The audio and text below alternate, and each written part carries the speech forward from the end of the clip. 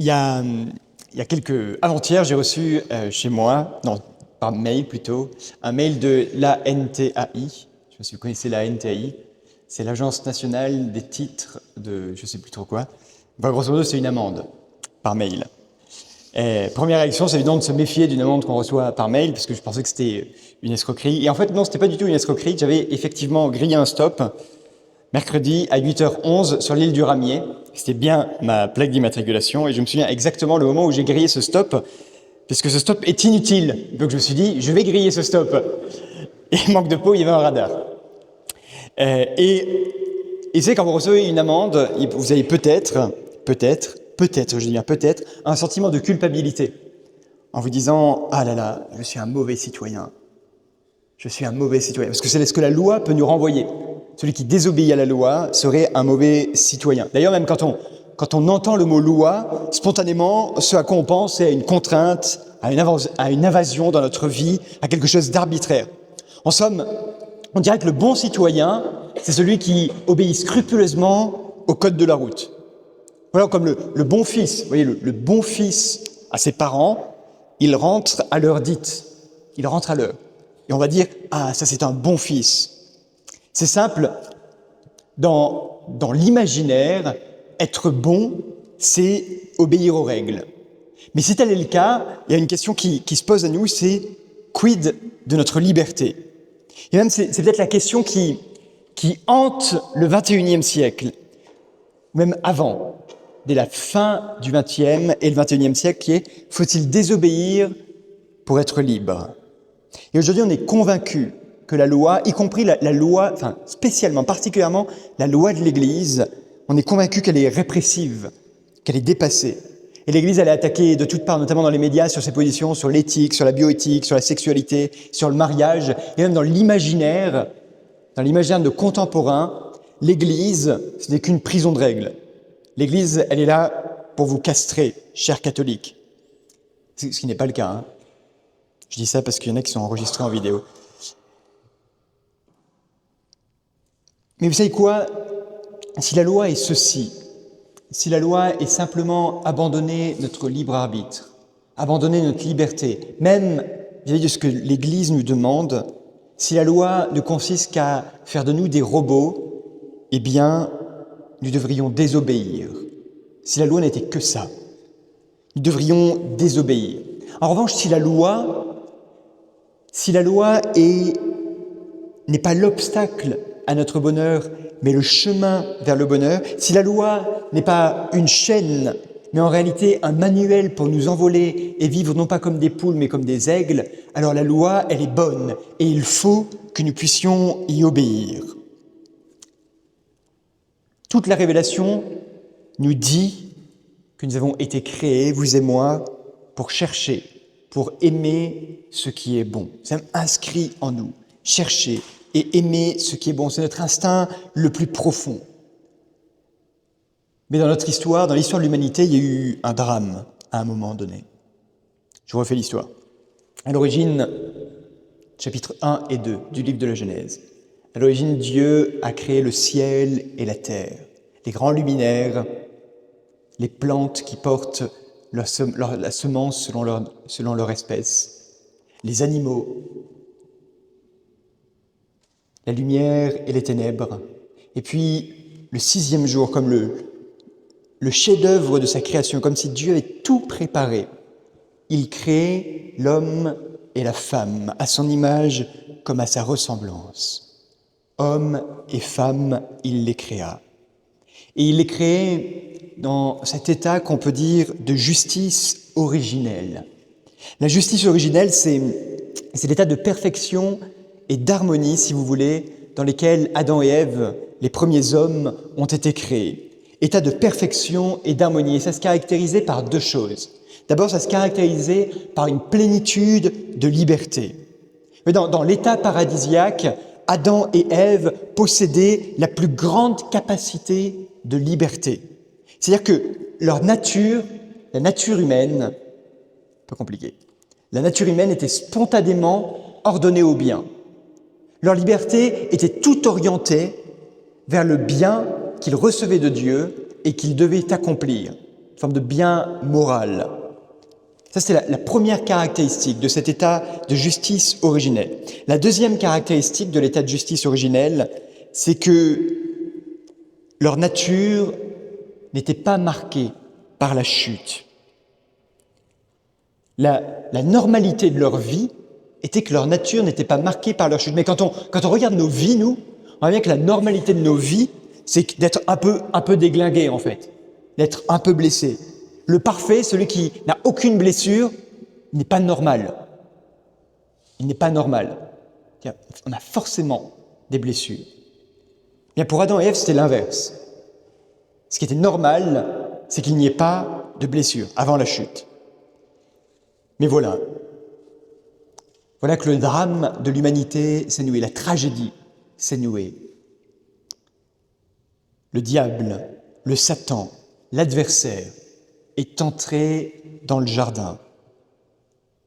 Et il a commencé à dialoguer avec Ève. Et il a convaincu de poser un acte pécamineux, de péché. Et dès lors, lorsque Adam et Ève ont posé cet acte de désobéissance à l'égard de Dieu, notre nature s'est retrouvée blessée. L'homme et la femme ont perdu leur harmonie intérieure. L'homme et la femme ont perdu leur harmonie communautaire entre deux. L'homme et la femme ont perdu leur harmonie avec la création tout entière.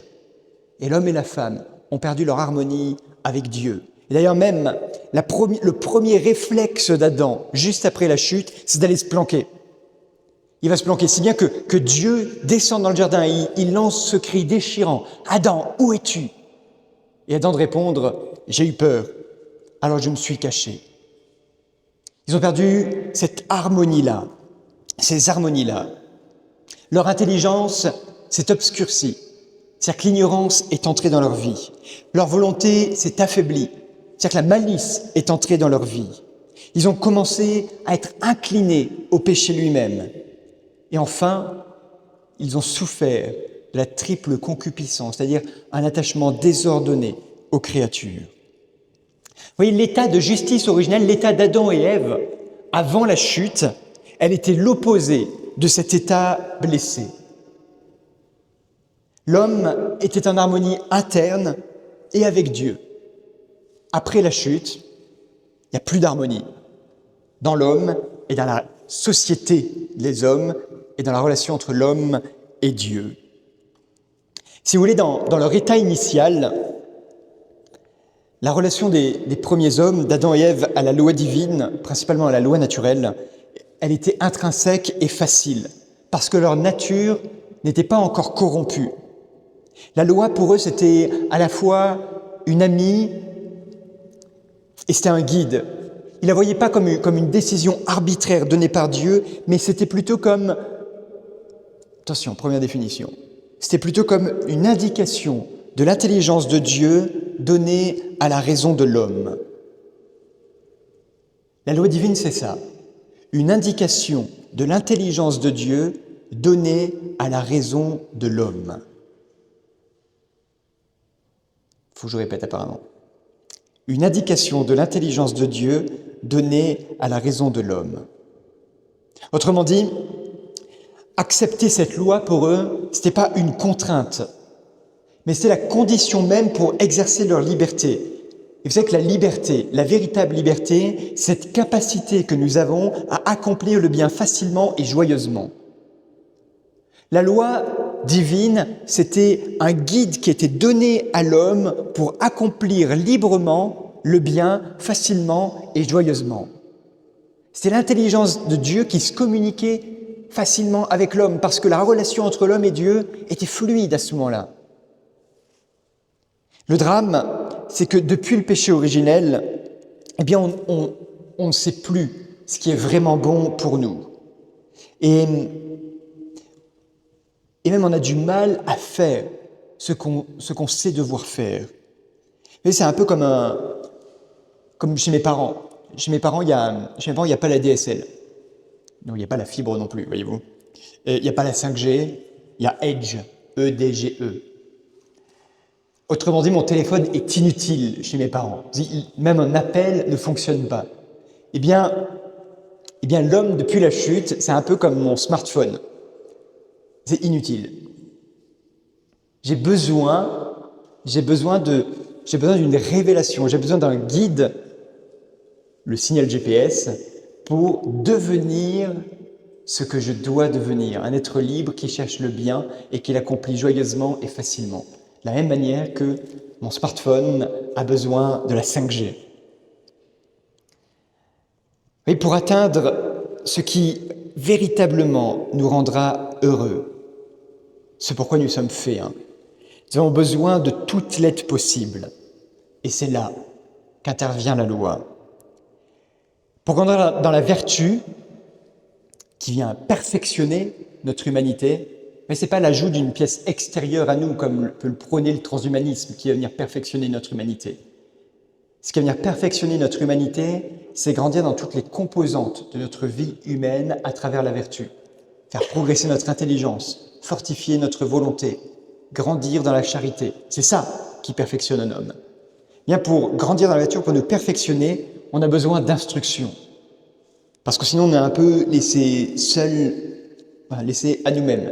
On a besoin d'une instruction afin d'éviter, d'une part, d'éviter les actes nuisibles, et d'autre part, d'être guidé vers des actes qui nous sont utiles.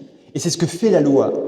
La loi, elle nous indique ce qui est nuisible, et elle nous indique ce qui nous est utile. Elle nous indique ce qui est nuisible, ce qui nous empêche, si vous voulez, de devenir ce pourquoi nous existons, qui nous empêche de devenir ce que nous sommes véritablement, et qui nous donne des indications utiles pour véritablement devenir ce que nous sommes.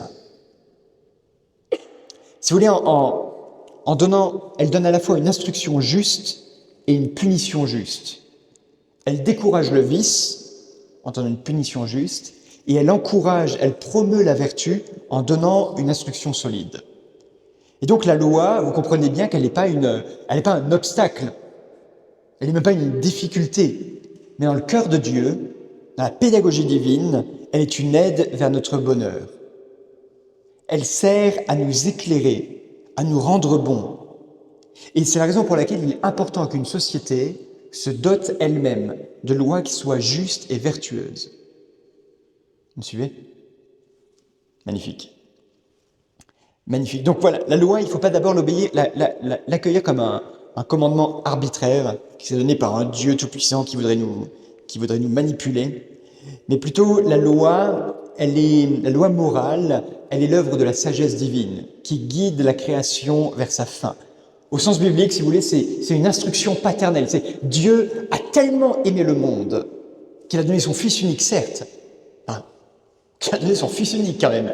Mais Dieu a tellement aimé le monde qu'il nous a donné, dans toute la révélation et dans notre nature même, une loi qui nous aide à devenir ce pourquoi nous existons. La loi, c'est une des plus grandes preuves de l'amour de Dieu pour sa création, parce qu'il nous donne une feuille de route, en proscrivant les chemins du mal qui détournent de Dieu et de son amour.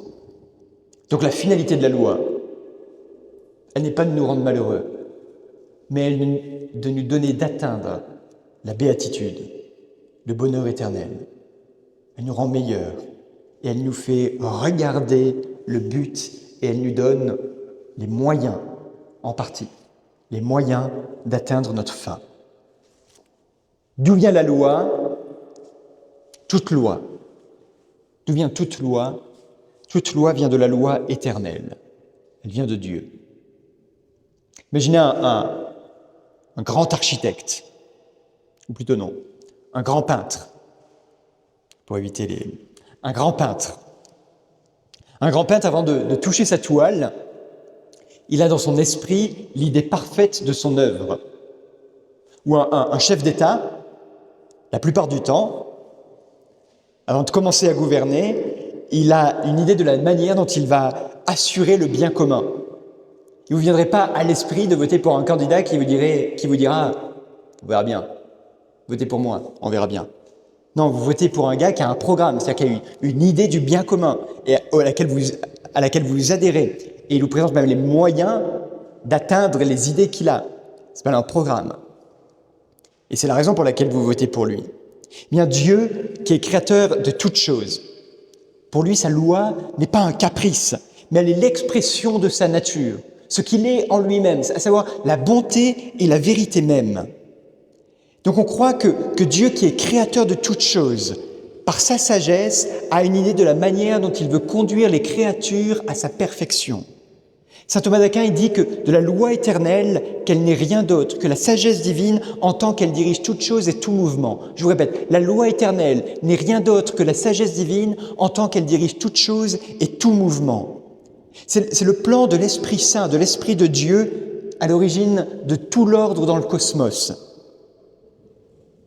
La loi éternelle, je vous répète, elle est hyper importante, cette définition. C'est la sagesse de Dieu en tant qu'elle dirige toute chose et tout mouvement. Comment est-ce qu'on le voit ? On le voit par exemple dans les lois de la création. Dans les lois de la création qui participent de la loi éternelle, eh bien toute la création est tendue, toutes les créatures sont tendues dans leurs actes vers leur fin propre. Par exemple, un chêne, vous ne vous attendez pas à ce qu'il donne une pomme. On est d'accord ? Il y a un truc qui n'irait pas dedans. Vous verrez bien que le chêne, il n'est pas tendu vers sa fin propre qui est de donner des glands. De la même manière, un gland, il va donner un chêne, il ne va pas donner un poirier.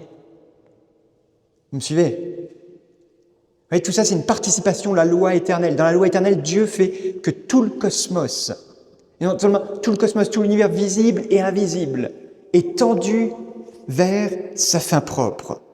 Et donc la loi de la création y participe. Mais pas que. La loi naturelle y participe. Et même c'est notre participation à nous, comme être raisonnable, à la loi éternelle. La loi naturelle, elle est inscrite dans notre cœur. La loi naturelle, c'est l'inclination à rester en vie, par exemple. Si jamais on vous met un pistolet sur la tempe, vous n'allez pas dire « vas-y ». Vous allez tout faire pour vous enfuir. Cette inclination que nous avons à rester en vie.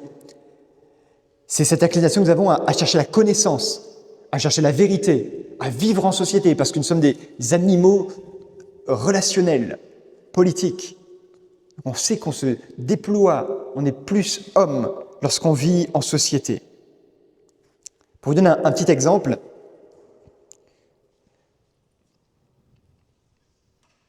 je me souviens plus de l'histoire, mais grosso modo, ça fait ça. C'est un gouvernant, je crois que c'est au XVIIe, je ne sais plus où, dans les pays scandinaves, je ne sais plus, qui, voulant savoir quelle était la langue naturelle de l'homme, la langue d'un nourrisson, avant qu'on lui en apprenne une autre, a fait cette expérience-là. Il a pris une centaine de nourrissons qu'il a mis dans une grande salle, peut-être similaire à la taille de cette église, avec quelques nourrices, et il a demandé aux nourrices, surtout, vous ne leur parlez pas, de peur qu'ils apprennent votre langue. Je veux savoir quelle langue ils parlent à la naissance. Le résultat de son expérience, c'est que l'ensemble de ces nourrissons sont morts. Parce qu'on n'avait pas honoré une loi de la nature qui est que l'homme est un animal politique. C'est inscrit en nous. Nous sommes faits pour être en relation.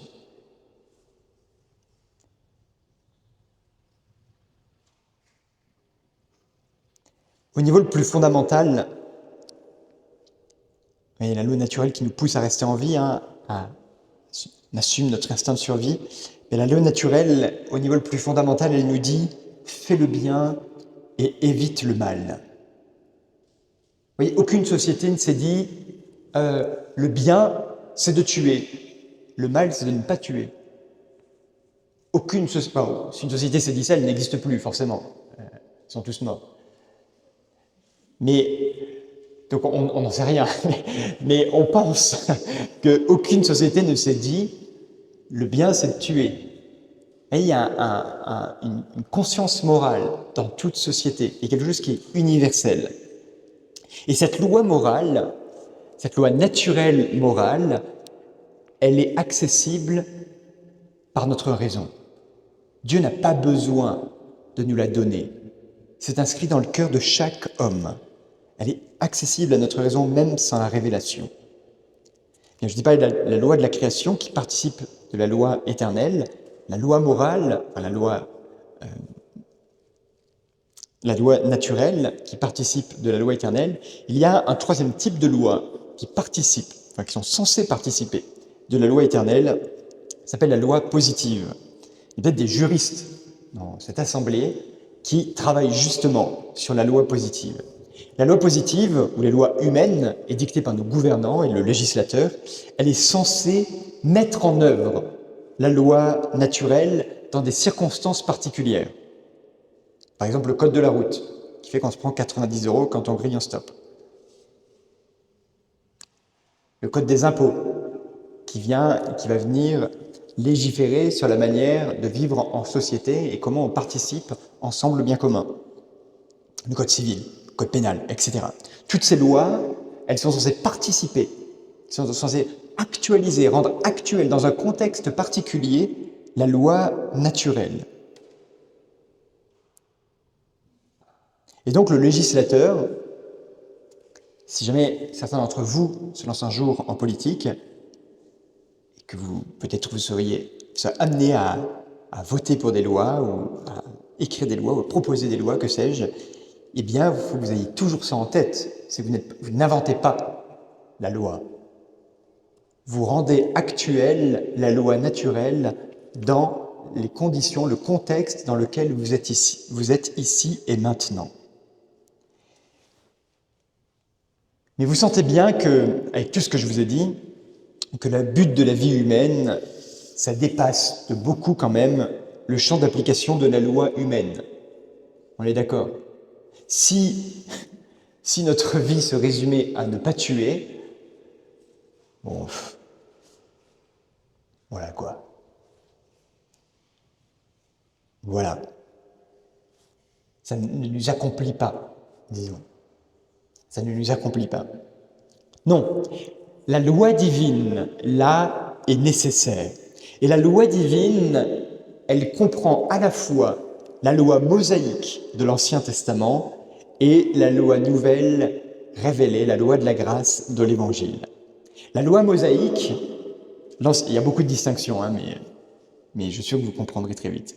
La loi mosaïque, elle révèle clairement la loi naturelle dans les 10 commandements. Vous savez, la loi mosaïque, c'est la loi que Dieu donne à Moïse sur le mont Sinaï.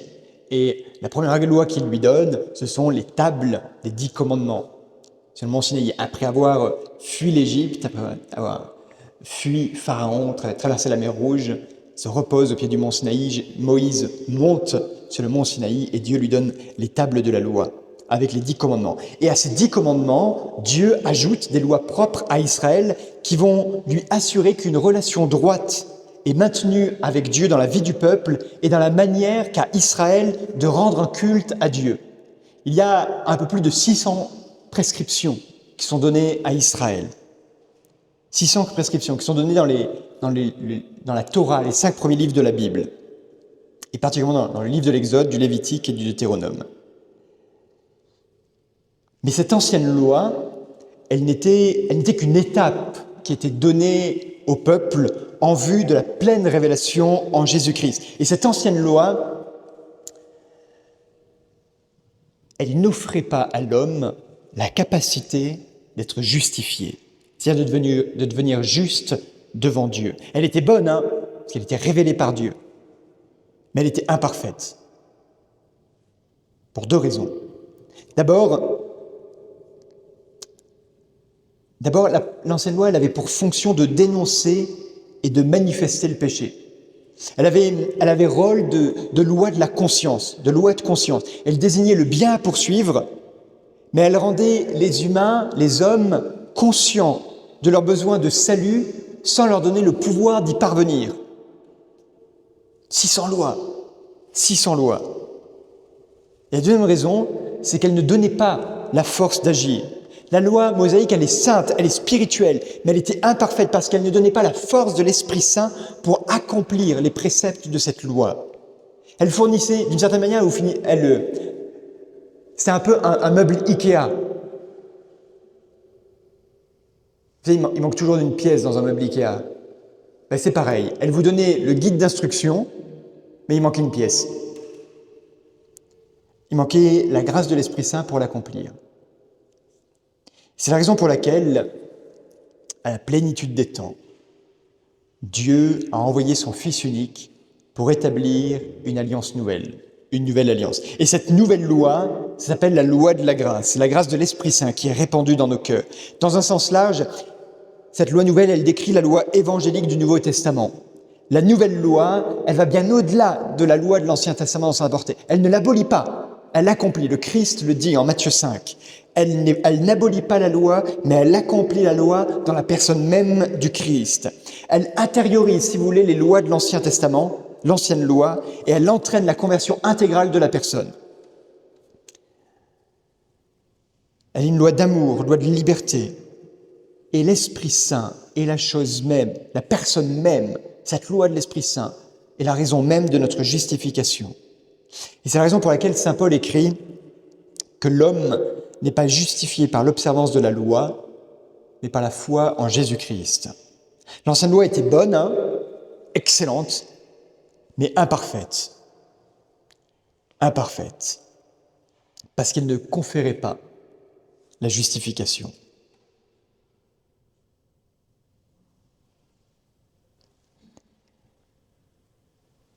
Bien. Elle ne donnait pas la grâce. Il fallait le Christ pour ça. Revenons sur la loi mosaïque. Dans la loi mosaïque, au cœur de la loi mosaïque se trouve cette révélation des 10 commandements. Ils sont extrêmement importants, les 10 commandements, parce qu'ils décrivent ce que nous devons faire pour entretenir une bonne relation avec Dieu et une bonne relation avec notre prochain. Et le respect, si vous voulez, des 10 commandements, c'est un retour aux bases spirituelles, comparable à un athlète qui retourne à ses mouvements fondamentaux. Le footballeur, de temps en temps, il doit revenir au mouvement de la jambe. J'en sais rien, j'imagine en fait.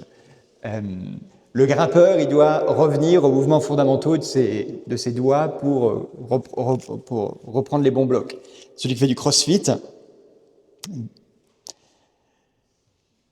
voilà.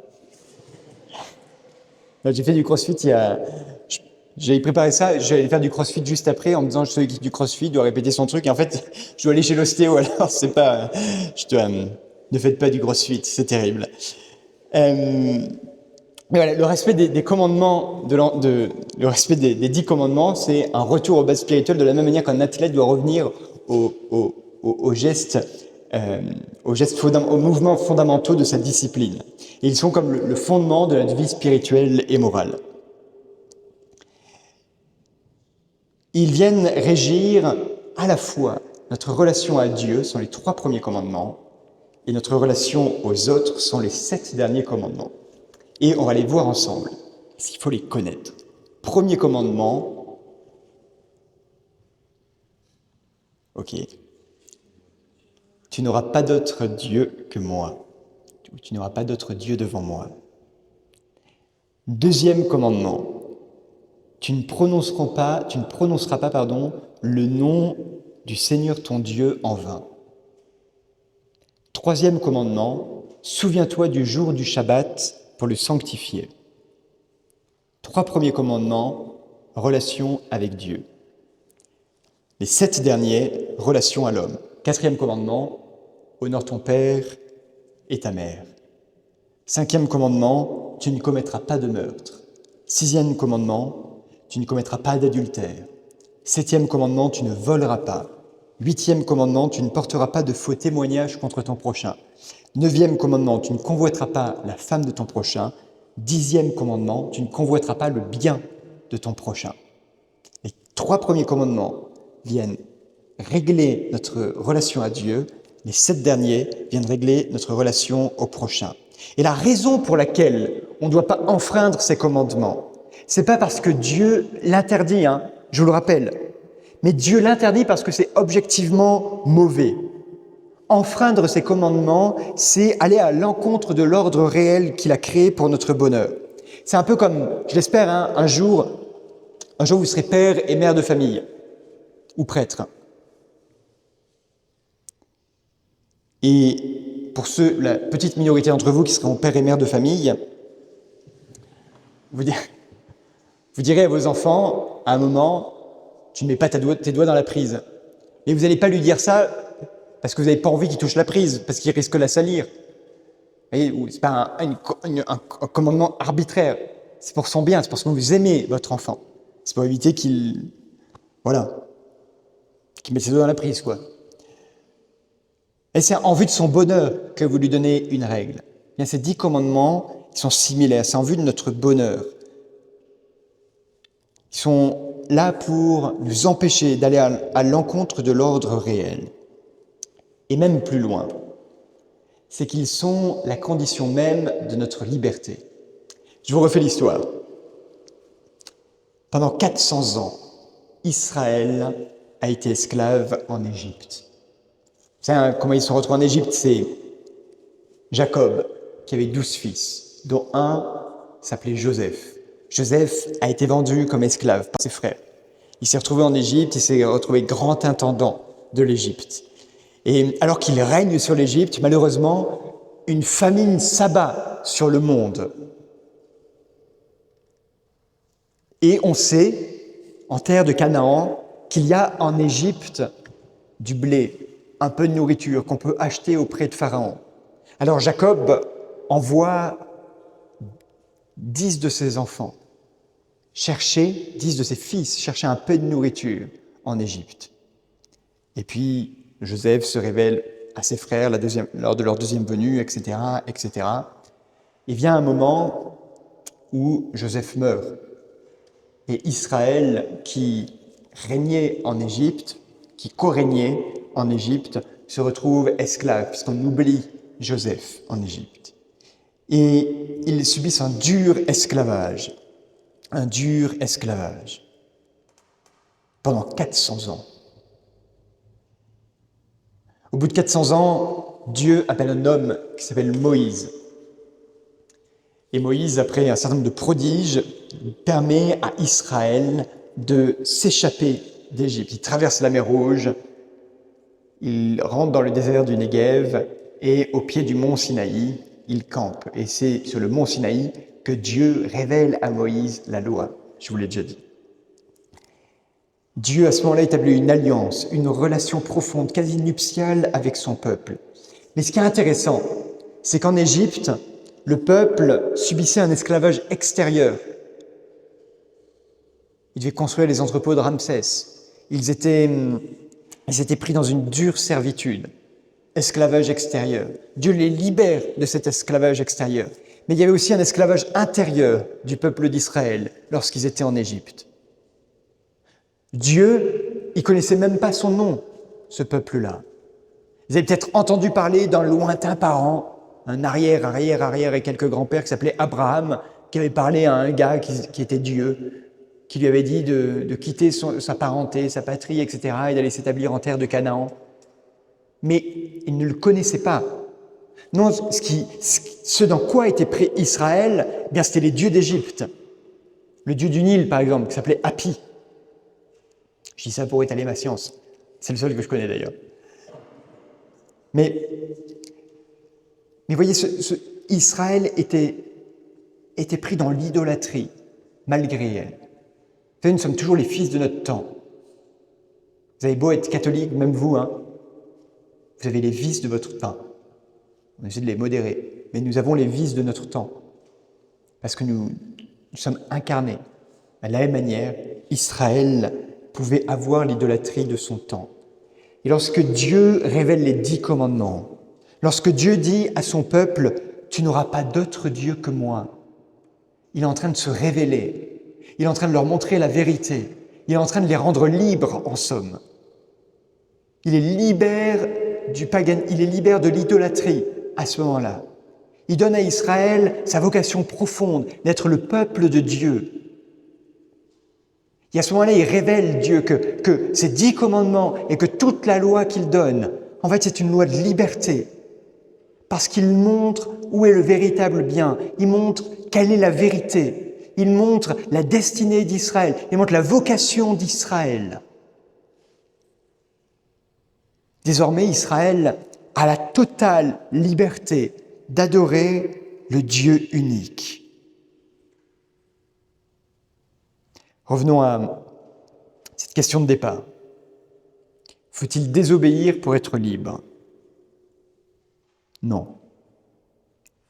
Vous aviez compris, Non, même Benoît XVI disait dans une conférence, le cardinal Ratzinger disait que, je vais paraphraser, mais grosso modo, il disait « Il serait un idiot celui qui pense qu'il faut désobéir pour être libre. Parce que la loi n'est pas faite pour restreindre notre liberté, mais pour l'ouvrir, la développer et la propulser. Dieu nous a donné ses commandements dans le cadre de la révélation de sa personne, pour nous montrer qui il est et pour nous enseigner ce qui est bon et ce qui est mauvais.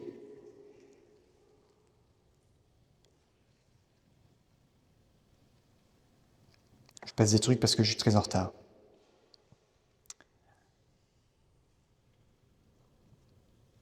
La loi, si vous voulez, la loi, elle est une force, bien plus que de nous priver de notre liberté. La loi est une force parce qu'elle nous permet, à nous qui sommes chrétiens, d'agir sans effort dans le monde, en pleine conformité avec le bien. Alors que refuser la loi, c'est se retrouver enchaîné par son propre vice. La loi nouvelle, celle de l'Esprit Saint, c'est elle qui nous permet d'agir au cœur du monde, sans effort, en pleine conformité avec le bien. Mais voilà que dans son amour, lors de notre création, Dieu nous a quand même donné le libre arbitre. Et ça inclut, chez vous comme chez moi, cette possibilité d'agir contre l'ordre de la réalité, d'enfreindre ses commandements, de rejeter la bonté de Dieu. Et ça s'appelle le péché. Le catéchisme de l'Église catholique le définit comme ça. Le péché, au numéro 1849, le péché est une faute contre la raison, la vérité, la conscience droite. Il est un manquement à l'amour véritable envers Dieu et envers le prochain, à cause d'un attachement pervers à certains biens. Il blesse la nature de l'homme et porte atteinte à la solidarité humaine. Autrement dit, le péché, c'est pas juste une entorse à la loi, enfreindre un petit peu le règlement. Non, le péché, c'est un manquement à l'amour véritable, à l'amour envers Dieu et à l'amour envers le prochain. En somme, enfreindre la loi, c'est pas juste poser un acte de liberté comme ça. Non, enfreindre la loi, ça va venir blesser notre nature profonde, blesser qui nous sommes. Et c'est aussi une offense à Dieu. On distingue, vous savez sans doute, on distingue deux types de péchés. Le péché mortel et le péché véniel. Le péché mortel, c'est comme si vous étiez sur la route et qu'il y a un accident qui stoppe votre course. Le péché mortel, il tue en nous la vie de la grâce. Il nous coupe de la communion avec Dieu. Il nous coupe de la charité avec Dieu. Il nous coupe de la charité dans notre âme. Autrement dit, c'est lorsqu'on préfère radicalement autre chose que Dieu dans une affaire sérieuse. Et pour qu'un péché soit mortel, il y a 3 conditions. D'abord, il faut que la matière soit grave. La matière grave, c'est ce qui concerne les 10 commandements. Ensuite, il faut que nous ayons la pleine connaissance. Et là, attention, la pleine connaissance, ça signifie que nous savons que c'est un mal. Même si on ne réalise pas que c'est un péché mortel. Nous savons juste que c'est un mal et que nous le faisons quand même.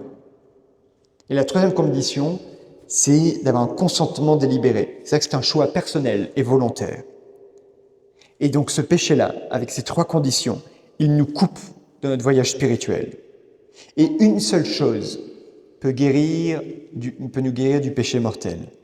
C'est le sacrement de la confession. Nous pardonner et nous guérir. Le sacrement de la confession. Le deuxième type de péché, c'est le péché véniel. Le péché véniel, c'est pas l'accident sur la route, mais c'est plutôt la bretelle d'autoroute qu'on a loupée.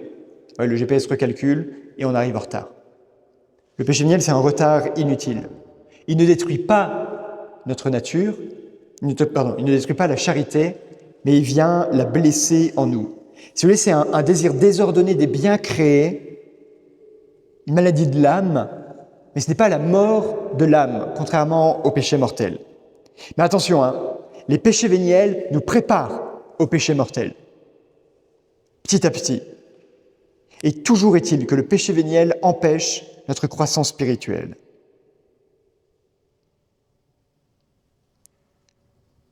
Pour en guérir, pour être pardonné, il y a évidemment la confession, mais il y a aussi les sacramentaux, ou même la messe.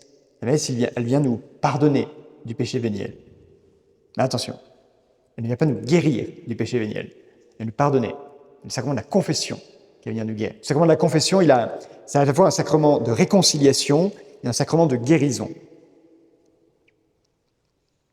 Bien, ces péchés, ils ne sont pas mauvais, encore une fois, parce que Dieu nous l'interdit, mais Dieu nous les interdit parce qu'ils sont désordonnés, parce qu'ils nous éloignent de lui et qui nous empêchent de participer à sa vie.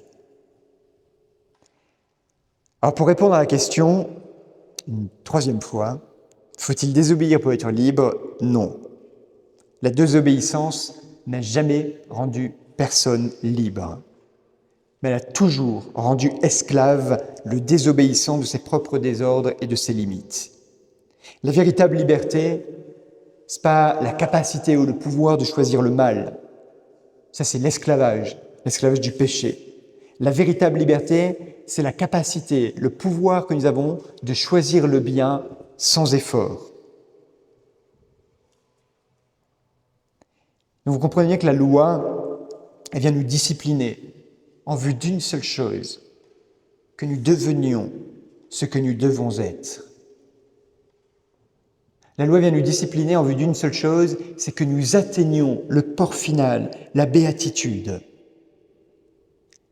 Elle est je vous le redis, elle est une expression de l'amour de Dieu pour nous.